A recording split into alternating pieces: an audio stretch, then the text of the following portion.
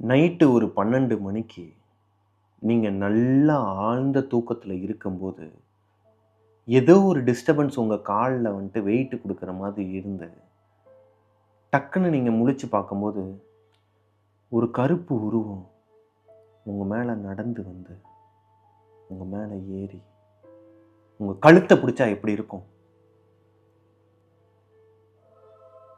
S, இதே மாதிரி நடந்த ஒரு ரியல் சம்பவத்தை பற்றி தான் இன்றைக்கி நம்ம ஸ்டோரியில் பார்க்க போகிறோம்.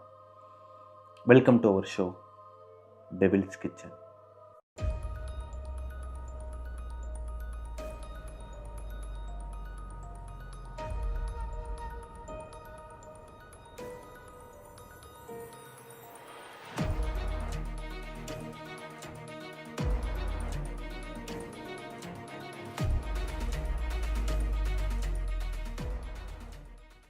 ஹலோ கோஸ்டீஸ், நான் உங்களோட பிரபாகரன். இன்றைக்கி நம்ம டெவில்ஸ் கிச்சனில் ஒரு பொண்ணுக்கு நடந்த ஒரு ரியல் ஸ்டோரி, ஒரு த்ரில்லிங்கான ஒரு சம்பவத்தை பற்றி தான் பார்க்க போகிறோம். எனக்கு அவங்க இன்ஸ்டாகிராமில் நம்ம டெவில்ஸ் கிச்சன் ஷோ பார்த்துட்டு மெசேஜ் பண்ணியிருந்தாங்க. அண்ணா, இந்த ஸ்டோரி நான் உங்ககிட்ட சொல்லி ஆகணும். இது எனக்கு என்னோடய வாழ்க்கையில் மறக்க முடியாத ஒரு சம்பவம், என் குடும்பத்தையே புரட்டி போட்ட ஒரு சம்பவம். என்னோடய நேம் மென்ஷன் பண்ணாதீங்க, நான் சொல்கிற கதையை மட்டும் நீங்கள் உங்களோட டெவில்ஸ் கிச்சனில் சொல்லுங்கண்ணா அப்படின்னு சொன்னாங்க. ஸோ இந்த ஸ்டோரி ஆரம்பிக்கிறதுக்கு முன்னாடி நீங்கள் ஹார்ட் பேஷண்ட்டாக இருந்தாலோ இல்லை பேய்களுக்கு பயந்தவங்களாக இருந்தீங்க அப்படின்னா இந்த ஸ்டோரியை பார்க்காதீங்க. டிஸ்க்ளைமர் இப்போயே சொல்லிட்டேன். இந்த ஷோ ஆரம்பிக்கிறதுக்கு முன்னாடி, இந்த ஸ்டோரி நான் சொல்ல ஆரம்பிக்கிறதுக்கு முன்னாடி எந்த தடங்களுமே எனக்கு வந்தது கிடையாது. இப்போ வரைக்கும் நான் சொன்ன 4 ஸ்டோரிக்குமே, இதுக்கு முன்னாடி சொன்ன 4 ஸ்டோரிக்குமே. ஆனால் இந்த ஸ்டோரியை நான் இன்ஸ்டாகிராமில் படிச்சுட்டு இருக்கும்போதே ஃபோன் ஆஃப் ஆகிடுச்சு. இத்தனைக்கும் ஃபுல்லாக சார்ஜ் இருந்தது. எதுக்கு ஆஃப் ஆச்சுன்னு ஃபோனுக்கும் தெரில, எனக்கும் தெரில. பாதியிலே ஸ்டோரி ஆஃப் ஆகிடுச்சு. நான் மறுபடியும் அதை சார்ஜ் போட்டு ஆன் ஆகலை. கொஞ்சம் நேரம் கழிச்சு அதுவே என்ன நினச்சுன்னு தெரில. ஐஃபோன் வச்சுருக்க யூசர்ஸ் எல்லாருக்குமே தெரியும்னு நினைக்கிறேன். அதுவாகவே ஆன் ஆச்சு. அதுக்கப்புறம் நான் ஸ்டோரியை கண்டினியூ பண்ணேன், படிக்க ஆரம்பித்தேன். இப்போது இந்த ரூமில் நான் லைட்லாம் செட் பண்ணிகிட்டு இருக்கும்போது மைக்கு வேலை செய்யலை. நல்லா இருக்கிற மைக்கு, இப்போ தான் வாங்கியிருந்தேன் இந்த மைக்கு. இந்த மைக்கும் வேலை செய்யலை. கேமரா ரொம்ப நேரமாக ஒரு மாதிரி டஸ்ட் அடைஞ்ச மாதிரி ஒரு மாதிரி பண்ணிக்கிட்டே இருந்தது. இது எல்லாத்தையும் செட் பண்ணுறதுக்கு எனக்கு 1/2 மணி நேரம் ஆச்சு. கிட்டத்தட்ட ஒரு கதை சொல்லி முடிக்கிற நேரத்திலேயே அதை உருவாக்குறதுக்கு உண்டான நேரம் எனக்கு இழுத்துருச்சுன்னா எனக்கே ஒரு மாதிரி பேட் வைப்ரேஷனாக தான் இருக்குது இந்த ஸ்டோரி சொல்லும்போது. ஸோ இந்த ஸ்டோரி ஆரம்பிக்கிறதுக்கு முன்னாடியே நான் டிஸ்க்ளைமர் போட்டேன். மாசமாக இருக்கிறவங்க, சின்ன குழந்தைங்க, மெயினாக ஹார்ட் அட்டாக் இருக்கிறவங்க இந்த ஸ்டோரியை கேட்காதீங்க. வாங்க ஸ்டோரிக்குள்ளே போகலாம். இந்த சம்பவம் நடந்தது சென்னையில் இருக்கிற மேடவாக்கம் அப்படிங்கிற ஒரு ஏரியாவில் தான் இந்த ஸ்டோரி நடக்குது, இந்த சம்பவம் நடக்குது. நமக்கு இந்த சம்பவத்தை சொன்னாங்க இல்லையா, அந்த பொண்ணோட வீட்டில் அம்மா, அப்பா, அண்ணன், அவங்க இருக்கிறது ஒரு சின்ன வீடு தான். மேடவாக்கத்தில் ஒரு சின்ன வீடு, டஞ்சனான ஒரு வீடுன்னு வச்சுக்கோங்க. அம்மாவும் அப்பாவும் ஹாலில் படுத்துப்பாங்க. அண்ணன் பெட்டில் படுத்திருப்பார். ஹாலில் இந்த பொண்ணு, இந்த கதை நமக்கு சொன்னாங்க இல்லையா, அந்த பொண்ணு ஹாலில் படுத்திருப்பாங்க.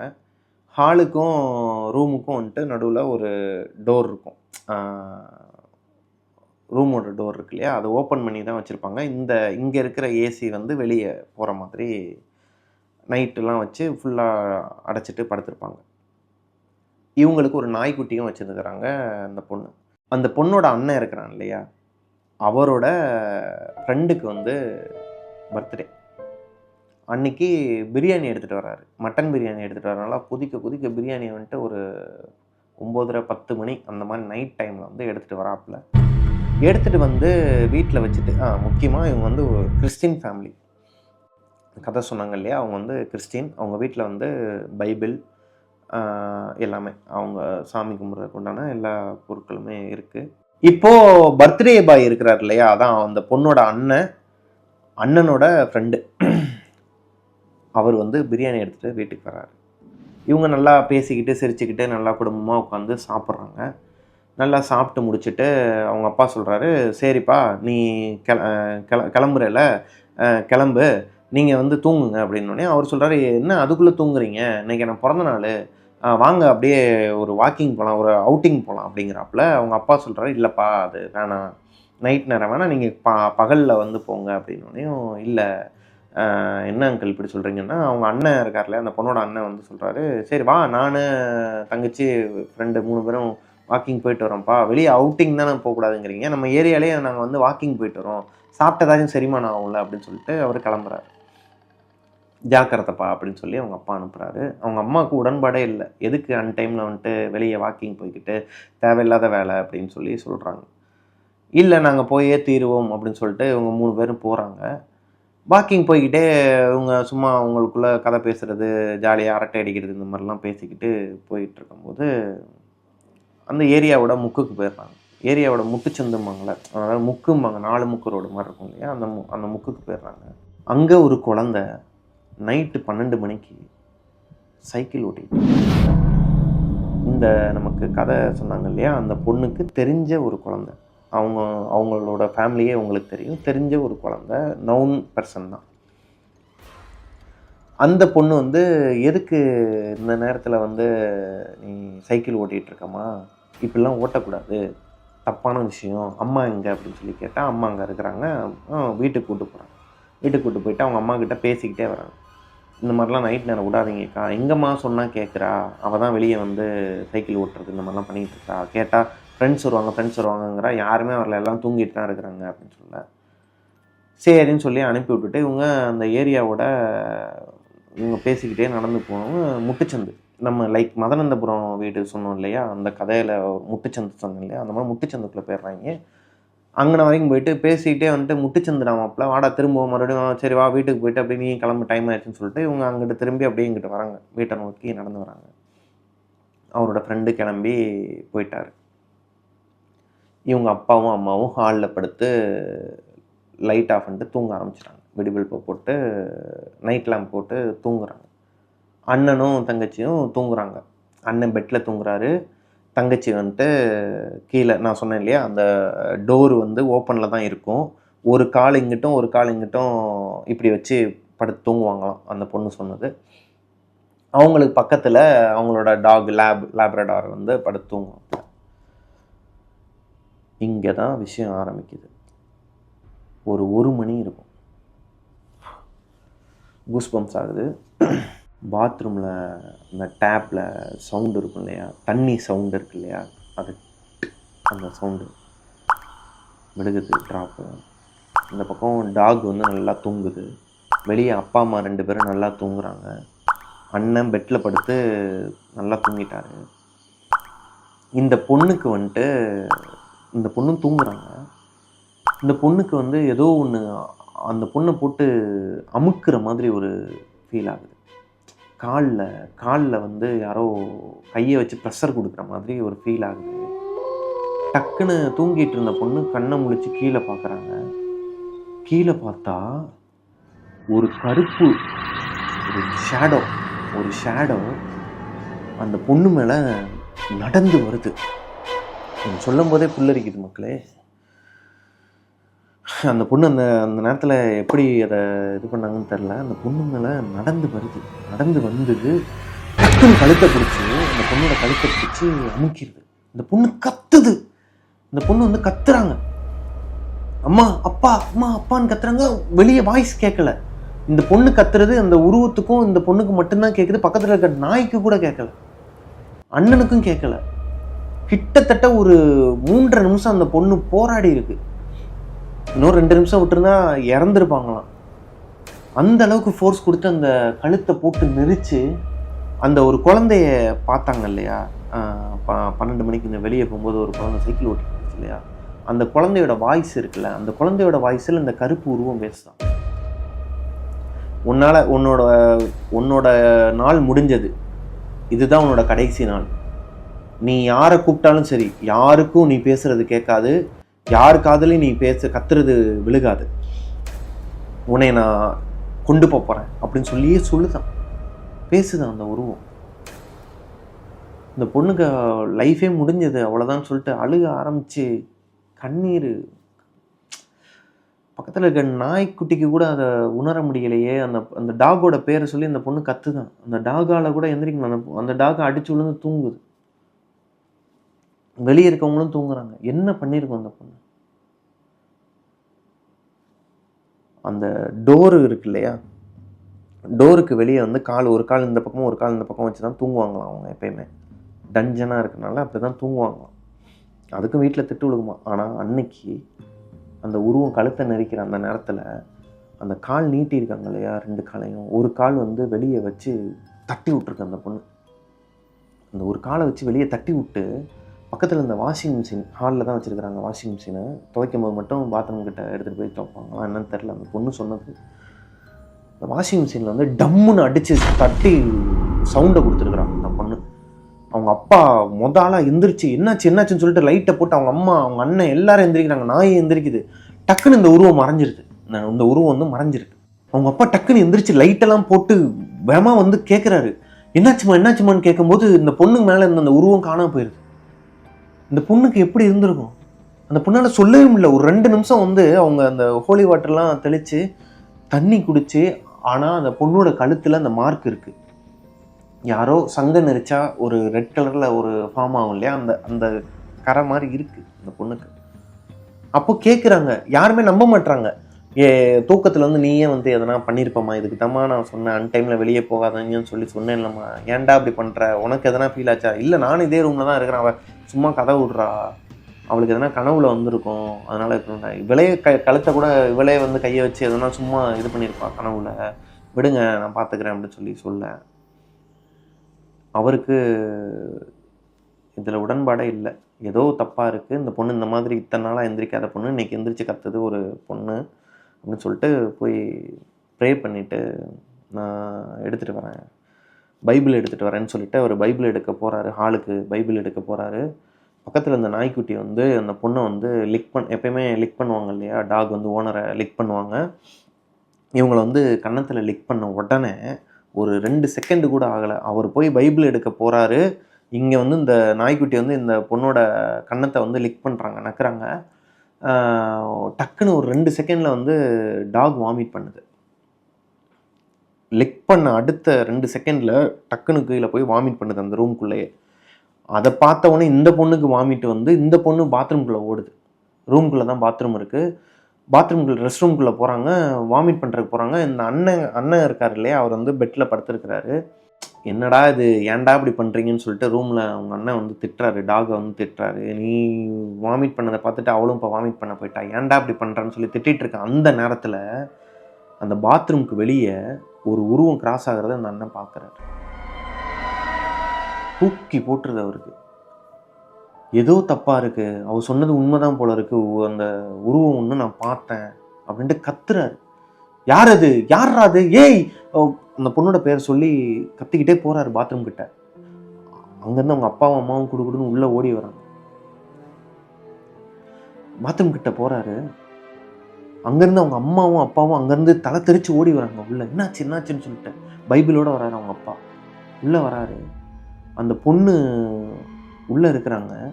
பாத்ரூம்குள்ள அந்த உருவம் போன மாதிரி அந்த உருவம் போனதை அந்த அண்ணன் பார்த்துட்டாரு. இவர் பின்னாடியே போற அந்த நேரம் பார்த்து கதவும் லாக் ஆயிடுது. டக்குன்னு திறந்துட்டு பார்த்தா அந்த பொண்ணு வந்துட்டு, என்னாச்சுண்ணா? என்ன அப்படின்னு கேட்டா, ஏதோ ஒரு உருவம் போச்சு நான் பார்த்தேன். ஏதோ தப்பா இருக்கு. நீ சொல்றது உண்மைதான். ஏதோ தப்பா இருக்கு. நம்ம சர்ச்சுக்கு போகலாம். மார்னிங் எந்திரிச்சு சர்ச்சுக்கு போகலாம். அப்பா நீங்கள் பைபிளை கொடுங்கன்னு சொல்லி அந்த பொண்ணை கூப்பிட்டு வந்து ஹாலில் உட்கார வச்சு பைபிளை கொடுக்குறாங்க. பைபிளை எனக்கு கை ஒரு மாதிரி புல்லரிக்குதுங்க. எனக்கு சொல்லும்போதே எனக்கு இமேஜின் பண்ணி பாருங்க. அந்த இமேஜின் பண்ணி பாருங்கிறத நீங்க இமேஜின் பண்ணிக்கோங்க. அந்த பொண்ணு சொல்றாங்க, அந்த பொண்ணை கூப்பிட்டு வந்து ஹாலில் உட்கார வைக்கிறார் அவங்க அப்பா. அந்த பைபிள் எடுத்து அந்த பொண்ணோட கையில கொடுத்த உடனே அந்த பொண்ணுக்கு வாமிட்டு. பைபிளை கீழே தூக்கி போட்டுட்டு ஓடுறாங்க. மறுபடியும் ரெஸ்ட் ரூமுக்கு போறாங்க. வாமிட்டு. இவங்களுக்கு அண்டர்ஸ்டாண்ட் பண்ண முடியல. ஏதோ தப்பா இருக்கு.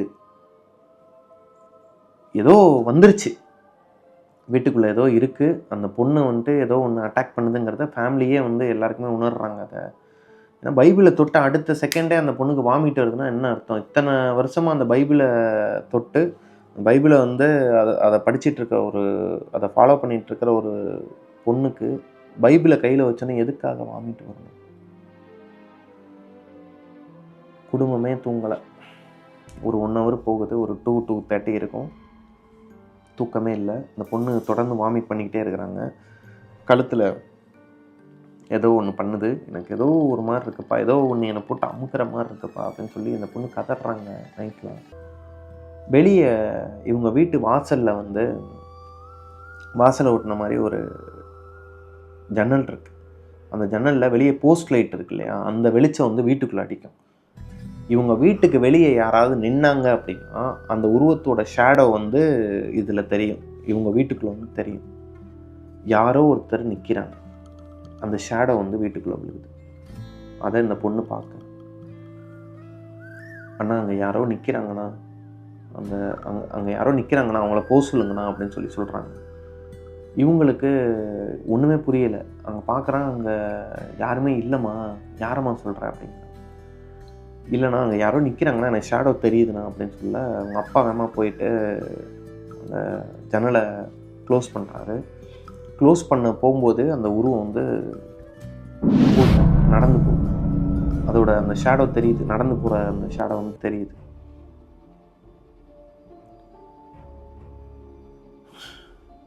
நைட்டு முழுக்க யாருமே தூங்கலை. பகலில் எந்திரிக்கிறாங்க. காலையில் எந்திரிச்சு அந்த ஏரியாவில் போய் விசாரிக்கிறாங்க. அவங்க வாக்கிங் போனாங்க இல்லையா, அந்த ஏரியாவில் போய் அவங்க அண்ணன் விசாரிக்கிறாரு. அந்த முச்சந்தியில் இருக்கிற ஒரு வீட்டில் சூசைட் பண்ணி இறந்து போயிட்டாங்க. ஒரு 3 நாளைக்கு முன்னாடி அந்த வீட்டில் வந்து சூசைட் பண்ணி இறந்துட்டாங்க. அவங்களோட நடமாட்டம் அங்கே இருக்குது. 2 நாளாகவே ஒரு மாதிரி தப்பாக இருக்குதுன்னு சொல்லிட்டு அந்த ஏரியாவில் இருக்கிறவங்க எல்லாருமே சொல்லிகிட்டு இருக்கிறாங்கன்னு சொல்கிறாங்க. அந்த ஏரியாவை சேர்ந்தவங்க, அந்த சந்துக்கிட்ட இருக்கிற அந்த வீட்டை சேர்ந்தவங்கலாம் சொல்கிறாங்க. நீங்கள் ஏன்பா தெரு விட்டு தெரு இவ்வளோ தூரம் வந்து வாக்கிங் வரீங்க அன்டைமில், தப்புப்பா அப்படின்னு சொல்லிட்டு அனுப்பியிருக்கிறாங்க. அவருக்கு என்ன பண்ணுறதுன்னே தெரில. இவங்க சர்ச்சுக்கு போயிட்டு அடுத்து ஒரு மசூதிக்கு கூட்டு போய் ஒரு மசூதியில் போயிட்டு ஒரு பாயை பார்த்து அந்த பொண்ணுக்கு வந்து மந்திரிச்சு விட்டு, அந்த பாய் வந்து கரெக்டாக சொல்லியிருக்கிறாரு, இந்த பொண்ணோட உடம்புல ஒரு ஆத்மா இருக்குது, தப்பாக இருக்குது, இவங்களுக்கு வந்து ஒரு வாரம் வந்து இந்த விஷயங்கள்லாம் பண்ணுங்கன்னு சொல்லி ஒரு சில விஷயங்கள்லாம் கொடுத்துருக்குறாரு. கையில் தாயத்தை கட்டி விட்டு ஒரு சில விஷயங்கள்லாம் அங்கேருந்து கொடுத்து விட்டுருக்குறாங்க. அதை இவங்க ஃபாலோ பண்ணுறாங்க. இவங்க ஃபாலோ பண்ணி ஒரு வாரமும் அந்த பொண்ணுக்கு வந்து தொடர்ந்து vomit, loose motion, stress, mind ஒரு இடத்துல இல்லை. அவங்க பார்க்குற இடமெல்லாம் யாரோ இருக்கிற மாதிரியே அவங்க மேலே இருக்கிற மாதிரியே ஒரு ஃபீல் ஆகிருக்கு. 1 வாரம் கழித்து அந்த பொண்ணு க்யூர் ஆகிட்டாங்க. ஸோ இந்த வீடும் வேணாம், இந்த ஏரியாவும் வேணான்னு சொல்லிட்டு அப்புறமா அங்கேருந்து கிளம்பி வேறு ஏரியாவுக்கு போயிட்டாங்க. யோசித்து பாருங்கள், அந்த பொண்ணோட இடத்துலேருந்து நீங்கள் முன்னாடி சொன்ன மாதிரி தான் நிறைய பேர் கட்டிலில் படுத்துட்டு தான் அந்த ஸ்டோரியை கேட்டுட்ருப்பீங்க. திடீர்னு உங்கள் காலை ஒரு கருப்பு உருவம் கை வச்சு உங்கள் மேலே ஏறி வந்தால் எப்படி இருக்கும்? ஏறி வர்றது மட்டும் இல்லாமல் டக்குன்னு உங்கள் கழுத்தை பிடிச்சா எப்படி இருக்கும்? உங்களால் என்ன பண்ண முடியும் அந்த நேரத்தில்? இதுலேருந்து ஒரே ஒரு விஷயம் தெரிஞ்சுக்கோங்க. ஒரு நெகட்டிவ் வைப்ரேஷன் உங்களை சுற்றி இருக்குது, இல்லை நீங்கள் அதை கண்ணாலேயே பார்த்துட்டிங்கன்னா கூட மன தைரியங்கிற ஒன்று தான் உங்களோட உயிரையும் சரி உங்கள் குடும்பத்தையும் சரி காப்பாற்றும். ஸோ எப்பயுமே மன தைரியத்தை விட்டுறாதீங்க. மேபி நீங்கள், ஏன்னா நான் இதுக்கு முன்னாடி சொன்ன 4 ஸ்டோரியிலையுமே வந்து அது உண்மையான ஸ்டோரி எல்லாத்தையுமே வந்து கேட்குறவங்க கீழே வந்து சொன்னீங்க. ஏகப்பட்ட பேருக்கு வந்து இது எங்கள் வீட்லேயும் நடந்திருக்கு, எனக்கும் இந்த மாதிரி ரெண்டல் ஹவுஸில் வந்து நானும் இந்த மாதிரி ஃபீல் பண்ணியிருக்கேன்னு சொல்லிட்டு கிட்டத்தட்ட ஒரு 300-350 பேர் வந்து கமெண்ட் பண்ணியிருந்தீங்க. எனக்கும் இது நடந்திருக்குன்னு சொல்லிட்டு. அவங்க எல்லாருக்குமே இதை நான் சொல்கிறேன். ரெகுலராக நம்ம ஷோ பார்க்குறவங்களுக்குமே நான் இதை சொல்கிறேன். இந்த ஸ்டோரியை சொன்னேலம்மா பொண்ணு, உனக்குமே சொல்கிறேன். உனக்கு நான் சொல்ல மாட்டேன், ஏன்னா அந்த பொண்ணை பார்த்தா நானும் கற்றுக்கிட்டேன், உங்களுக்கும் அதை ஷேர் பண்ணுறேன். அந்த பொண்ணு மட்டும் அன்றைக்கி மனதைரியத்தை விட்டுருந்துச்சுன்னா அந்த பொண்ணோட ஆயுசு 2 நிமிஷத்தில் முடிஞ்சிருக்கும். அவங்க கதையில் சொன்ன நீ சொன்ன அந்த டியூரேஷன் தான் நானும் சொல்கிறேன். ஒரு 2 நிமிஷம் மட்டும் உன்னோட மனதைரியத்தை விட்டுருந்த அப்படின்னா நீ கண்டிப்பாக அன்னைக்கே என்ன வேணாலும் நடந்திருக்கும். மனதைரியமாக இருங்க, பயப்படாதீங்க. இந்த மாதிரி பேயின்னு ஒன்று இருந்தால், நெகட்டிவ்னு ஒன்று இருந்துச்சுன்னா பாசிட்டிவ்னு ஒன்று இருக்கும், கடவுள்னு ஒருத்தர் இருப்பார்.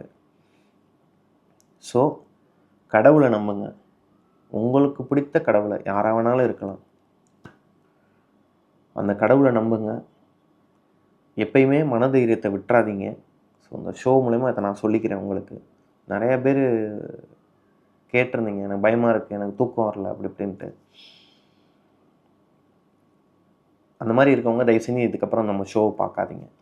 ஸோ இந்த வீடியோ உங்களுக்கு பிடிச்சிருந்தது அப்படின்னா, இந்த ஒரிஜினல் ஸ்டோரி உங்களுக்கு பிடிச்சிருந்துச்சு அப்படின்னா, நீ சொன்ன மாதிரியே உன்னோட நேமும் மென்ஷன் பண்ணல, உங்கள் ஃபேமிலியில் யாரோட நேமே நான் மென்ஷன் பண்ணல. ஸோ இந்த ஸ்டோரி உங்களுக்கு பிடிச்சிருந்தது அப்படின்னா லைக் பண்ணுங்கள். உங்களுக்கு உங்களோட லைஃப்பில் இதே மாதிரி எதனா நடந்திருந்தது அப்படின்னா, இந்த மாதிரி ஷேடோ உங்கள் மேலே ஏறி நடந்து வந்து உங்கள் கழுத்தை பிடிச்ச இந்த அனுபவம் இருந்துச்சுன்னா கீழே கமெண்ட்டில் சொல்லுங்கள். மிஸ்டர் பிரபாகரன் யூடியூப் சேனலை சப்ஸ்கிரைப் பண்ணுங்கள், பக்கத்தில் இருக்க பெல் ஐக்கானை தட்டி விட்டுருங்க. பாய்.